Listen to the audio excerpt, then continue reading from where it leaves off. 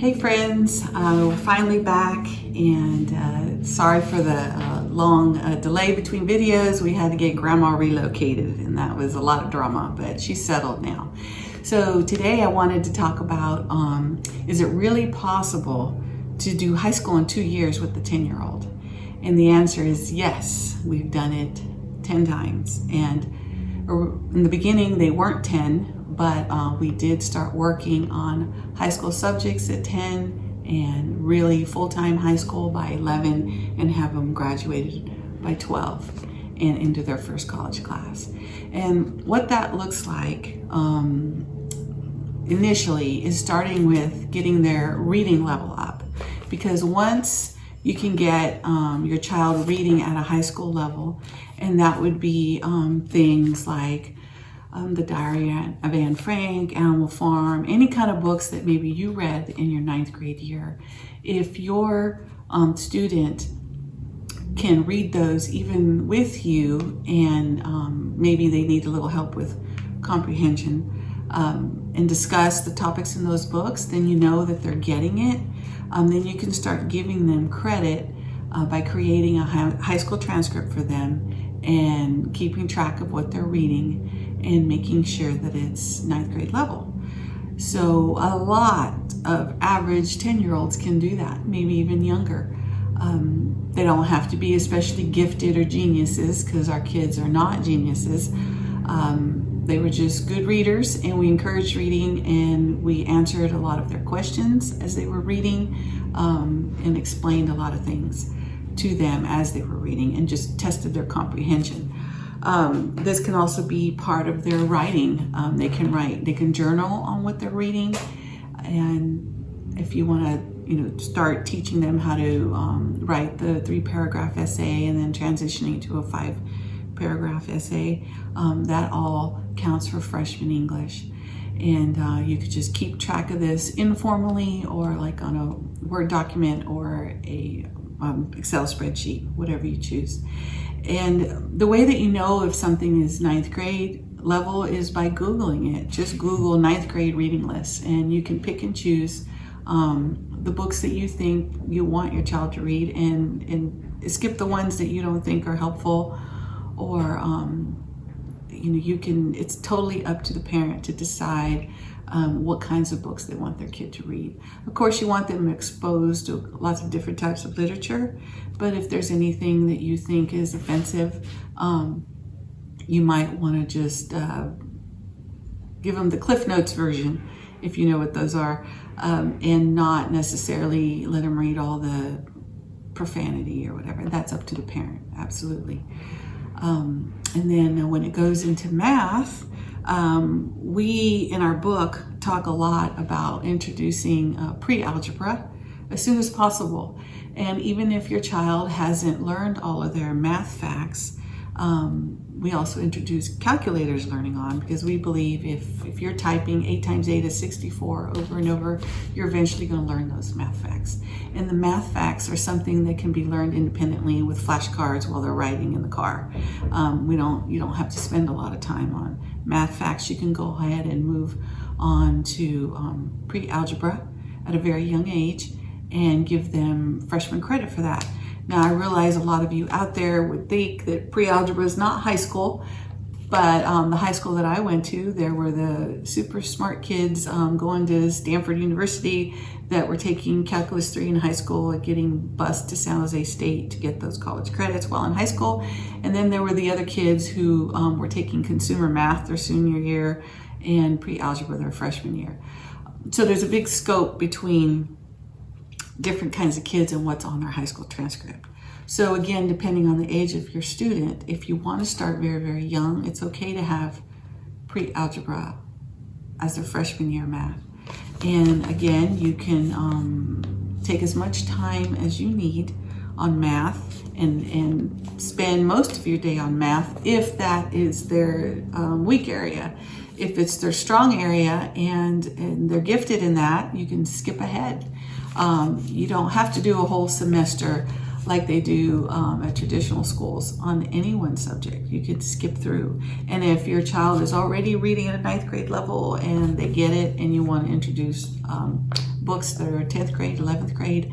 That's how we skip ahead and skip through the grades.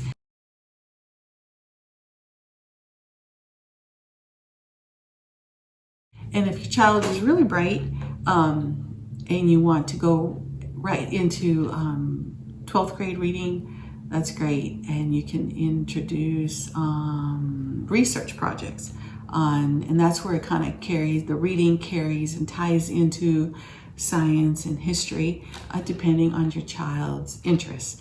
And this really is the secret, I guess, if you wanted to say that, to what we do, is by letting the kids pick a lot of their books, what they want to read about, what they want to research. And we introduce doing a works cited or bibliography. We make sure they have laptops, and kids these days are super smart on their computers, so they can figure this stuff out before a lot of us parents can, as far as navigating through websites and how to use their software. So we make sure that they have the tools that they need and know how to format documents and send and receive email. It's up to your family to decide what kind of security measures you have to protect your kids on the web. But when they're in college, you just got to consider that they do need to be able to email their classmates and teachers back and forth, professors. Another thing to think about as far as high school curriculum is the ACT and SAT. Now, I know since the pandemic, a lot of universities have waived that. But if it's something that you're going to have to prepare them for, we introduce it early. We buy the review books online and let them make that part of their homeschool day and use the answers on the back and the rationale that they provide, and they learn to teach themselves. So this covers a lot of language arts that fills in holes there, and their math problems can come from there, and their reading comprehension can be tested through there. And by taking that test early, our kids have done it at 10 and a half, at 11, then you get a better idea of what grade level they're really at. And once they start getting a passing score on that, you can be confident that they're ready to graduate and move on to college and basically test out of a lot of things in high school. And through the reading and writing, this is where we cover science and history, depending on their interests. And they can let you know what they want to research.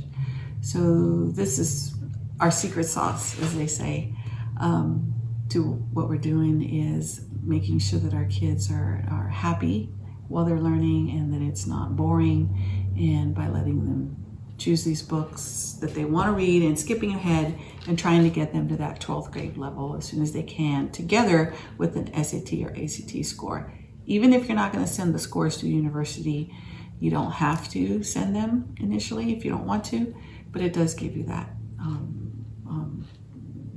idea of where they are academically.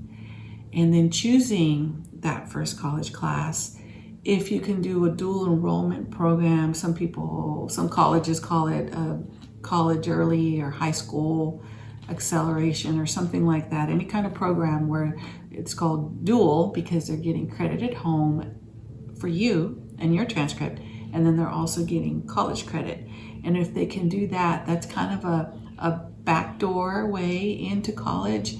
It's an easy transition. You can choose to do it online or in person. It's completely up to you and your child's personality, whether they're extroverted or introverted or ready for it, or sometimes even their size makes a difference. If you have a young boy, he might feel really embarrassed because of the size difference, where sometimes some of my girls fit right in with other petite females. So they didn't stick out as much and didn't get a lot of attention being on a college campus. But that's another great way to take time off high school because they're already, they could be earning college credit.